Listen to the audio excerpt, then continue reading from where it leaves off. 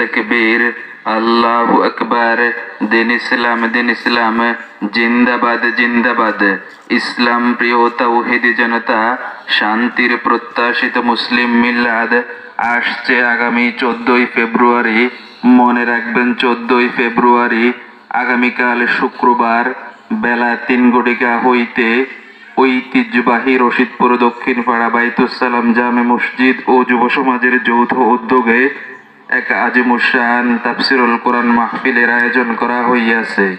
উক্ত মাহফিলে প্রধান মেহমান হিসেবে তাফসির পেশ করিবেন উপমহাদেশের প্রখ্যাত আলেম, প্রখ্যাত মুহাদ্দিস, বাতিলের আতঙ্ক, কোটি কোটি মুসলিমের হৃদয়ের নয়নমণি, বাংলাদেশ টেলিভিশনের বিশিষ্ট ধারাভাষ্যকার আল্লামা হযরত মাওলানা রফিকুল্লাহ আফসারী সাহেব। আল্লামা হযরত মাওলানা রফিকুল্লাহ আফসারী সাহেব উক্ত মাহফিলে আরও তাফসির পেশ করিবেন সুদূর ব্রাহ্মণবাড়িয়া থেকে আগত ব্রাহ্মণবাড়িয়া দারুস সালাম রহমানিয়া মাদ্রাসার বিশিষ্ট পরিচালক, বিশিষ্ট ইসলামী চিন্তাবিদ, ইসলামিক সুবক্তা মুফতি মিজানুর রহমান কাসিমি সাহেব। আরও বৈশিষ্ট্য মণ্ডিত করতে থাকছে নবীন শিল্পী গোষ্ঠীর বিশেষ পরিবেশনা। নবীন শিল্পী গোষ্ঠীর বিশেষ পরিবেশনা।